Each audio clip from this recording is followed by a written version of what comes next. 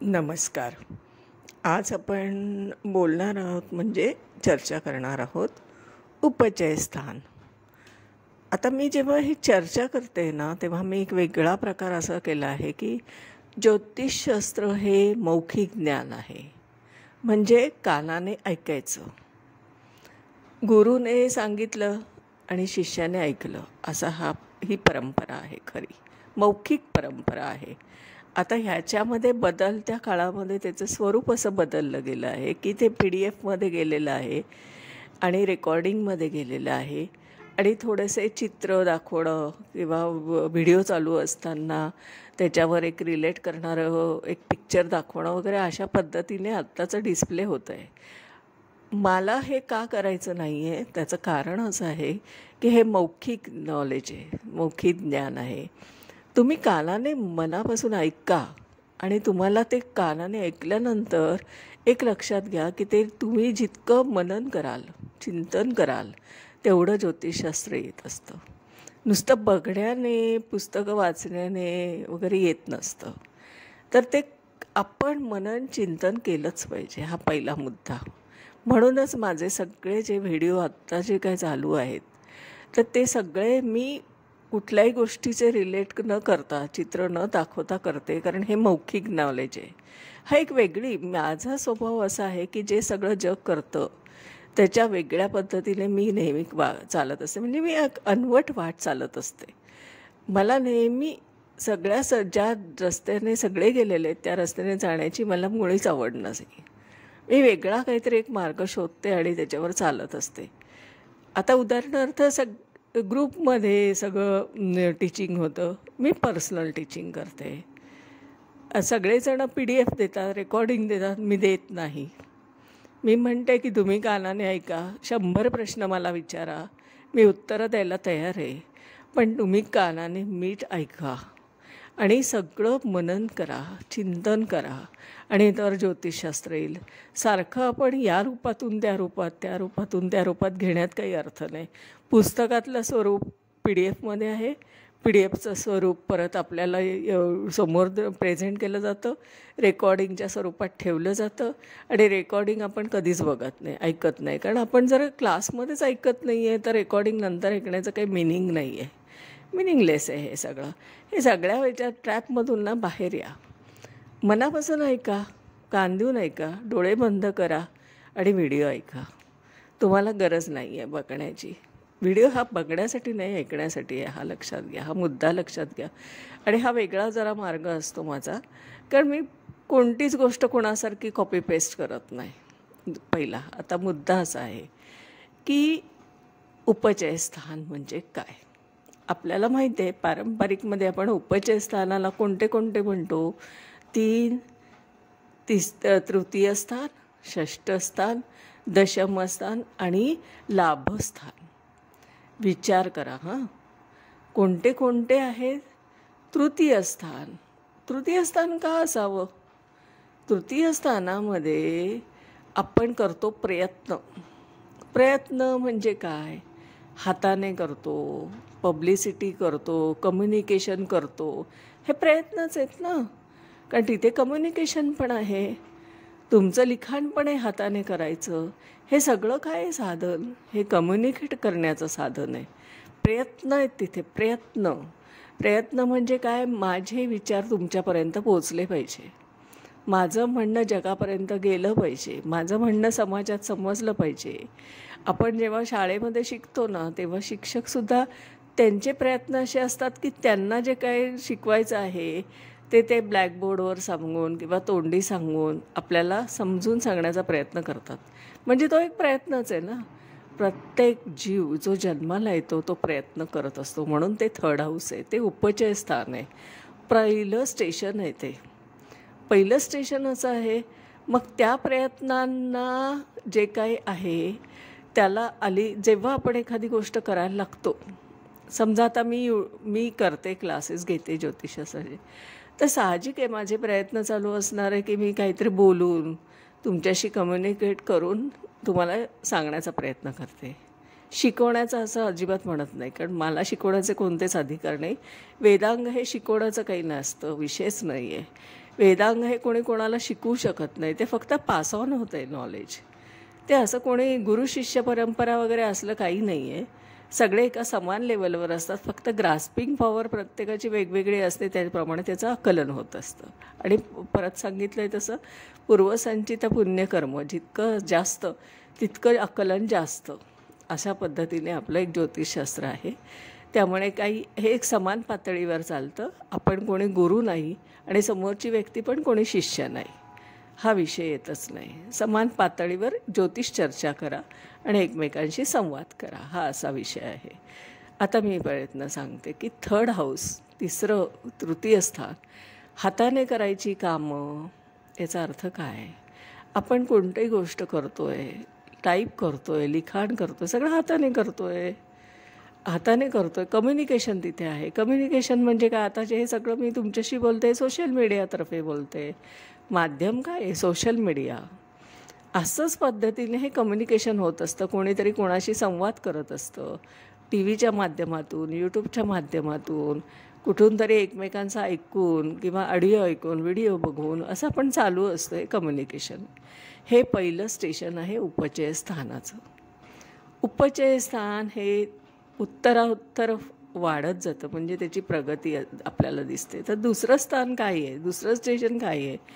तर त्याच्यापासून चतुर्थ, म्हणजे तृतीय स्थानापासून चतुर्थ स्थान जर आपण मोजले 4 स्थानं, तर तिथे जे थांबतो चतुर्थावर, चार मोजताना, ते आहे षष्ठ स्थान. आता बघा, तृतीय स्थान हे आहे डिझायर, म्हणजे कामत्रिकोणातला पहिलं घर. विचार करा, आपण डिझायर निर्माण झालं, डिझायर म्हणजे माझं स्वप्न निर्माण केलं की आपण कृती करायला लागतो. स्वप्नाची पूर्ती करण्यासाठी कृती तर करावी लागेल, नाहीतर ते खयाली पुलाव होईल. तर आपण काय करतो? प्रयत्न करतो. मग ते आहे आपलं पहिल्यांदा स्वप्नपूर्तीचा पहिला प्रयत्न करणं. कारण आपण माणूस जन्माला येतो ना, तो सगळे स्वप्नच घेऊन येतो.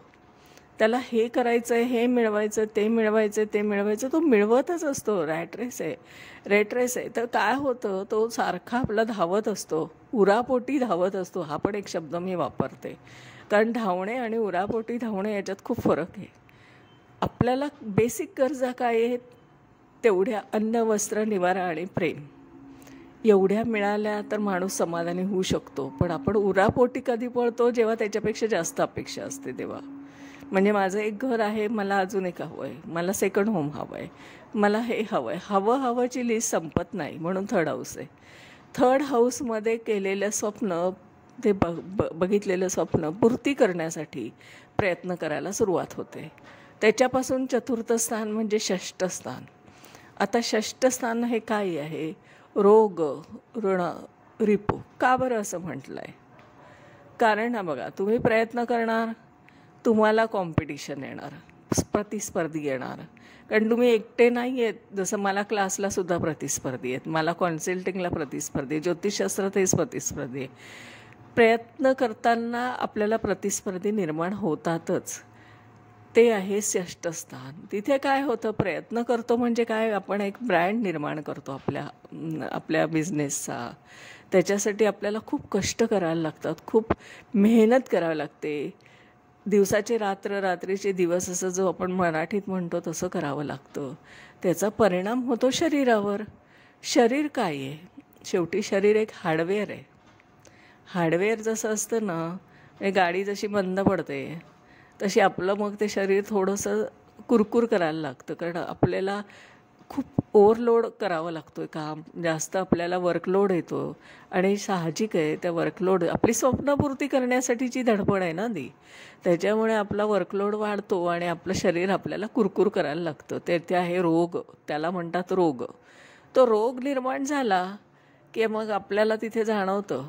मग आपण एखादं स्वप्न बघतोय, तर असं नाही आहे ना की ते स्वप्न बघण्यासाठी आपल्याकडे पुरेसा पैसा असतो. पैसा नसतो. असला तरी तो तितका पुरेसा नसतो जेवढं माझं स्वप्न मला पूर्ण करायचं आहे. उदाहरणार्थ, मला घर घ्यायचं आहे, हे माझं स्वप्न आहे समजा. मी धडपड करणार, पण माझ्याकडे एवढी पुंजी नसणार की मी एका मिनिटात सगळी कॅश देऊन करोडोचं घर घेणार आहे. मला बँक फायनान्स घ्यायला लागणार आहे. बँकेचा आधार घ्यावा लागणार किंवा फायनान्स उचलावं लागणार, तेव्हा कुठे मी 50% बँक भरणार आणि 50% मी माझी स्वतःची पुंजी लावणार आणि मी ते घराचं स्वप्न पूर्ण करणार. याचा अर्थ काय झाला? इथं आलं ऋण म्हणजे कर्ज. बघा रोग कशाने निर्माण झाला? धडपड. कारण आपल्याला ते स्वप्न पूर्ण करण्यासाठी जास्तचे तास वापरावे लागतात, स्वतःचं शरीराकडे दुर्लक्ष होत असतं, म्हणून रोग निर्माण होतात. प्रतिस्पर्धी ऑलरेडी आहेच. आणि मग ऋण का तयार झालं? तर ऋण म्हणजे आपल्याला ते केपेबल नाही आहे स्वप्न बघायला, आपल्या पुंजीमध्ये आपल्या इन्व्हेस्टमेंटमध्ये ते पूर्ण होत नाही आहे. मग आपल्याला थोडं कर्ज काढावं लागतं, ते आहे ऋण. बघा रोग आणि ऋण असा हा शब्द वापरला आहे. आता ह्याचा अर्थ असा झाला की ब्रँड नेम तयार करावं लागतं. तर माझं असं नाही आहे की मी क्लास घेते आणि मी अगदी 2 जणच मला ओळखत आहेत आणि मग माझं एवढंच स्वप्न आहे की मी 4 लोकांना शिकवावं. नाही, माझं स्वप्न काय असणार आहे की मी अनेक लोकांना शिकवावं, अनेक लोकांच्या माध्यमात पोचावं, त्यांच्यापर्यंत पोचावं. मग हे सगळं जे आपले प्रयत्न आहेत ना, इथे एक ब्रँड नेम तयार करण्याचा आपला एक इच्छा असते, आपलं गुडविल तयार करतो आपण तिथे. ते 6ष्ठ स्थान आहे. ते अर्थत्रिकोणातलं पण एक स्थान आहे बघा. आणि तुम्ही बघा तिथे कोणतं तत्व आहे? तर भूमी तत्व आहे. भूमी. आता भूमी तत्व म्हणजे काय? अर्थी साईन, बरोबर आहे. कालपुरुषाचं अर्थी साईन आहे तिथे, कन्या रास. बघा आता तुम्ही तृतीय स्थानामध्ये वायू तत्व आहे. वायू तत्व म्हणजे वायूसारखं व्हायला तर तुमचं स्वप्नपूर्ती आहे. तिथे वायूसारखंच वाहतो आपण. आपले स्वप्न काय वायू स्वरूपातच आहे ना. आपण असंख्य गोष्टींचे रोज स्वप्न बघत असतो. सकाळी उठता बसता, कारण एक स्वप्न पूर्ण झालं की दुसरं लगेच आपल्या मनात निर्माण होतं, डिझायर. तर तृतीय स्थानाचं चतुर्थ स्थान म्हणजे तृतीयापासून चतुर्थ भवाच्या पद्धतीने बघितलं तर तुम्हाला ते केंद्रस्थान दिसतं. केंद्र हे काय आहे? पाया आहे ना. प्रथम स्थान, चतुर्थ स्थान, सप्तम स्थान आणि दशम स्थान हे केंद्रस्थान आहेत. ही काय आहेत? ही आहे धर्म, अर्थ, काम आणि मोक्ष अशी जी काय आपली पाया आहेत, मूलभूत पाया आहेत, तशी ती स्थानं आहेत ना. तसंच हे एक आपल्याला भूमितत्वाचं एक स्थान आहे. आता बघा मी उपचय स्थानाचे 3 झाला, वर्णन करून 6 झाला, 64 स्थान झालं. आता दशमस्थानाकडे वळूया आपण. आता दशमस्थान काय आहे बघा? कर्मस्थान म्हणतो की नाही त्याला आपण. कशाचं कर्म? जे मी स्वप्न बघितलं आहे ना, त्या स्वप्नाला पूर्ती येण्यासाठीचं काम त्रिकोण आहे तो. म्हणजे ते स्वप्न आहे माझं, त्याची पूर्ती व्हायला पाहिजे. मग तिथे कर्म करावंच लागणार. कर्मस्थान आहे ते.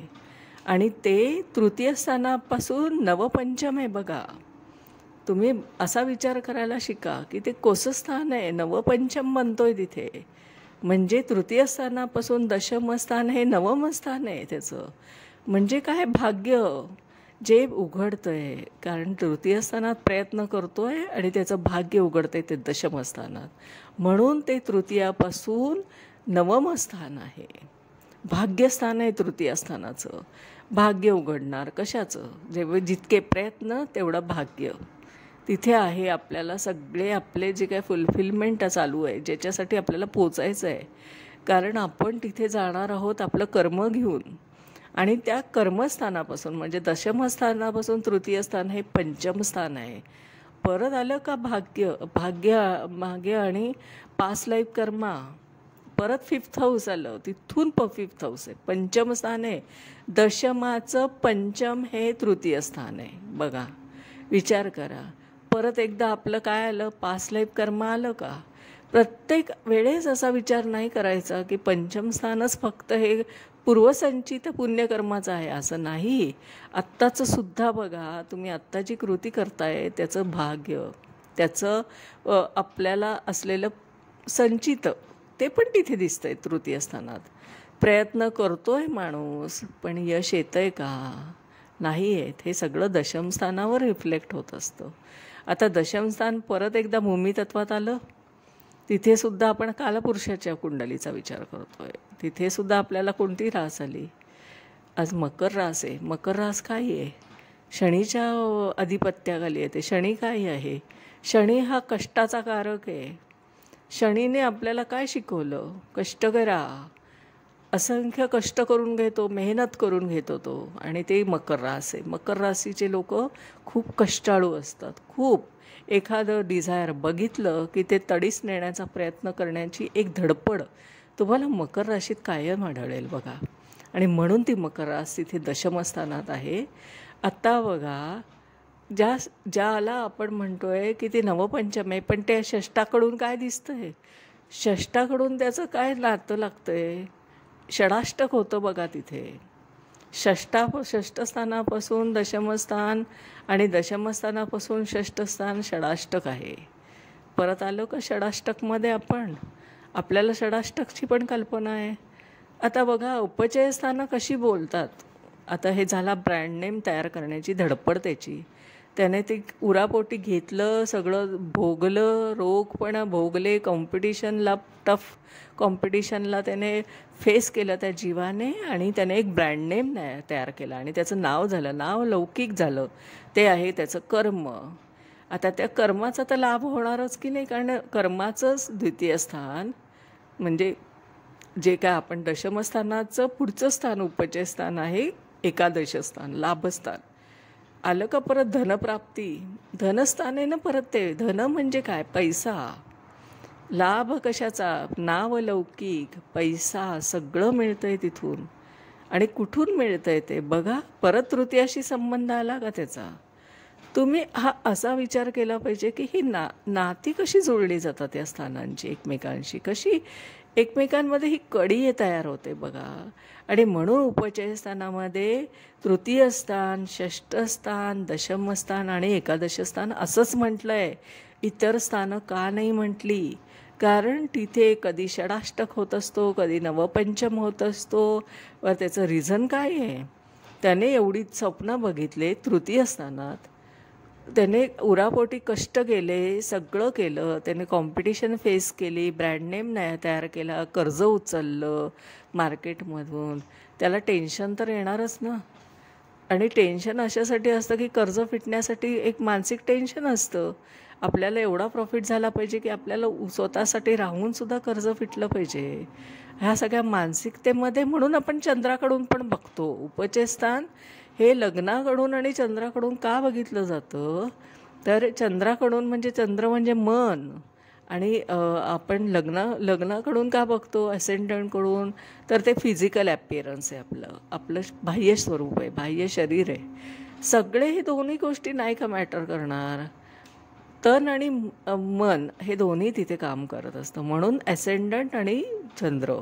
म्हणून आपण चंद्राकडून पण उपचय स्थानं बघतो आणि ॲसेंडंट म्हणजे लग्नाकडून पण उपचय स्थानं बघतो. असा विचार ना इतका तुम्ही जर डीपली केलात ना, तर तुम्हाला इतकी छान उत्तरं त्याच्यातून बाहेर येत असतात. आणि हे असा अभ्यास केला पाहिजे. पुस्तकात नुसते लिहिलेले आहेत स्थानं. हे काय झाली? ही वरवरची थिअरी झाली. चला पाठ करा. कोणती उपचय स्थानं परीक्षेत लिहिलेलं आहे. उपचय स्थानांची नावं द्या, सांगितलं. 3, 6, 10, 11 झाले. 5 झाले, सर्टिफिकेट मिळालं. पुढे काय? उपचय स्थान काय? कोण गांभीर्याने सांगणार? त्याचे खरे अर्थ काय? त्याचा खरा अर्थ कसा लागतो जीवनात? हे कोणी समजून सांगायचं? आपली जबाबदारी नाही का हे शिकवण्याची? आपण एक शिकवण्याच्या भूमिकेतून जेव्हा असतो ना, तेव्हा त्याचा डीप अर्थ शिकवता आला पाहिजे. तेव्हा आपण म्हणूया की आपण शिकवतोय आणि ते सॅटिस्फॅक्शन असतं. आणि हे सगळं आपल्याला ॲडॉप्ट केलं पाहिजे. काळाच्या उदारात नुसतं आपण रट्टे माजणं याला काही अर्थ नाही. पाठांतर करत बसणं आणि सर्टिफिकेट घेऊन आपण आनंदाने मी एक विशारद झालो, ज्योतिषशास्त्री झालो. कॉपी पेस्ट नॉलेज पसरवणं बंद करावं. माझी पहिली एक मुद्दा आहे. विचार करायला जरा चालना द्या.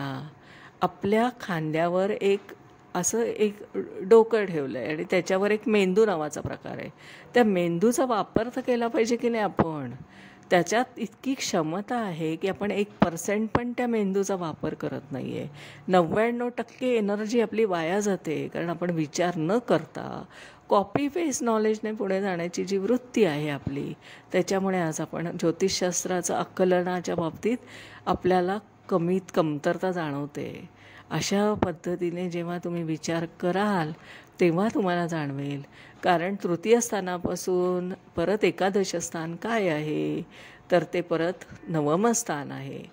परत आलं का भाग्य, तृतीयात केलेले प्रयत्न नवमामध्ये एकादशीमध्ये दिसतात आणि ते आपल्याला आहे नवम स्थान. परत त्याला भाग्य उघडतंय. प्रयत्न करा, भाग्य उघडेल. म्हणून म्हणतात प्रयत्नांती परमेश्वर. आणि ही सगळ्या म्हणी ज्या आहेत ना आपल्या मराठी भाषेतल्या ज्या म्हणी आहेत ना, त्याचा एकदा अर्थ बघा. गाण्यांमध्ये सुद्धा खूप अर्थ दिलेले आहेत.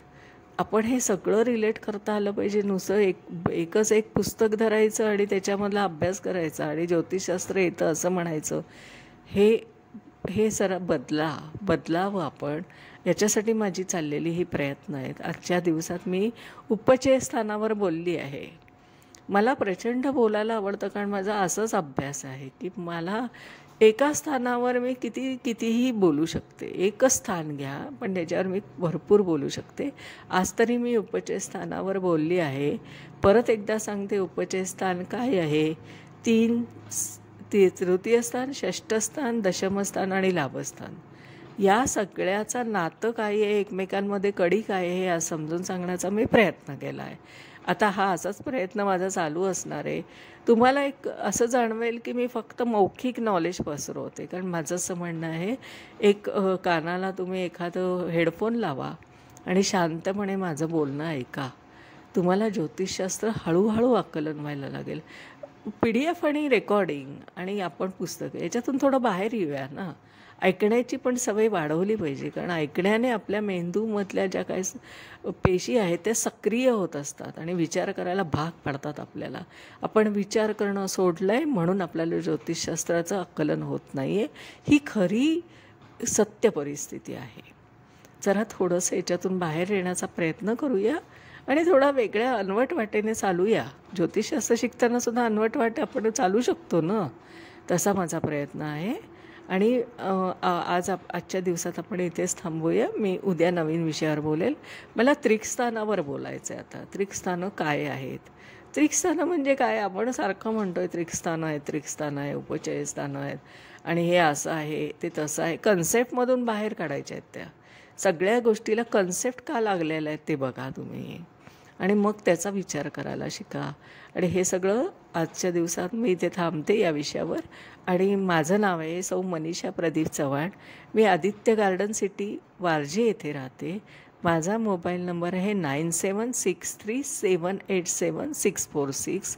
माझे ज्योतिषशास्त्राचे ऑनलाईन पर्सनल म्हणजे 1 to 1 एकाच व्यक्तीला एका वेळेस अटेंड करून शिकवलेले क्लासेस आहेत. आणि मी कुंडल्या पुस्तकातल्या न घेता तुम्ही आणलेल्या कुंडल्यांवरच प्रिडिक्शन शिकवते आणि हे ग्रुपमध्ये शिकवत नाही. की एक परत अनवट वाट आहे माझी. दुसरं असं की माझं कन्सल्टिंग सर्व्हिस आहे. कन्सल्टिंग सर्व्हिसमध्ये मी तात्काळ उत्तर देण्याचा प्रयत्न करत नाही. कारण मला एक कुंडली सोडवायला ॲटलिस्ट 4 ते 5 तास लागतात. तेव्हा मी एवढा त्याचा पूर्ण डीपली अभ्यास करूनच उत्तरं देत असते आणि ते उत्तरं मग मला सत्य परिस्थितीशी टॅली होताना दिसतात. मग मला असं म्हणणं असतं की तुम्ही थोडं कन्सल्टिंगसाठी वेट करा. कारण मला अशी तात्काळ उत्तरं देऊन वरवरची उत्तरं देऊन माझंही समाधान होणार नाही आणि तुमचं पण होणार नाही आहे. त्याच्यामुळे माझ्या कन्सल्टिंगला आपण एक पद्धतीने येऊ शकता की तुम्ही कन्सल्टिंग करू शकताय. याच्यावर एक आहे की मी तुमचे बर्थ डिटेल घेते, माझं ॲनालिसिस करते, त्याच्यानंतर तुम्हाला व्हॉट्सॲपला तसं वॉर्म करते आणि वॉर्निंग देते की माझं झालेलं आहे. आपली वेळ घेऊन मी त्याच्यावर डिस्कस करत असते. ते ज्योतिष डिस्कशनच असतं. तुमच्या प्रश्नांची मला जे तुमचं आयुष्य कळलं आहे, तुम्ही काय आहे ते कळलं आहे, ते मी समजून सांगायचा प्रयत्न करते. इथपर्यंत आपलं डिस्कशन असतं 1 ते 1.5 तास चालतं. आणि ह्या सगळ्याला कन्सल्टिंगला एक वेगळी अशी पद्धती आहे माझी आणि ते सगळं आपण अनुभवू शकता. प्लस माझे फक्त कन्सल्टिंगचे चार्जेस आहे 500 रुपये. खूप बेसिक करते. फक्त माझी एकच इच्छा आहे की मला फुकट देता नाही येणार, कारण फुकट दिलं की त्याची किंमत नसते. म्हणून मी एक बेसिक फक्त चार्जेस लावते, 500 रुपये. त्याच्यावर तुम्हाला 1 रुपया खर्च येत नाही, कारण माझ्याकडे उपाय हा नावाचा प्रकार नाही आहे. मग तुम्ही म्हणाल उपाय नाही तर मग ज्योतिषशास्त्रात कसं काय आम्ही बाहेर येणार आणि आम्हाला कसे काय मार्ग सापडणार? एकदा अनुभव तर घेऊन बघा, विश्वास तर ठेवा, कारण हा 17 वर्षाचा रिसर्च आहे माझा. गेली 17 वर्ष मी अभ्यास करत राहणारे ज्योतिष विद्यार्थी आहे, मी कोणी गुरु नाही. तर आपण या गोष्टीचा पण आनंद घ्या. आणि मी कशा पद्धतीने हे सगळं बघते आणि करते, अनवट वाटेने चालते, याची जरा एक अनुभूती घेऊन बघा आणि मग तुम्हाला खात्री पटेल. तर आजच्या दिवसात मी इथेच थांबते. आजच्या दिवसासाठी आपण हा विषय इथेच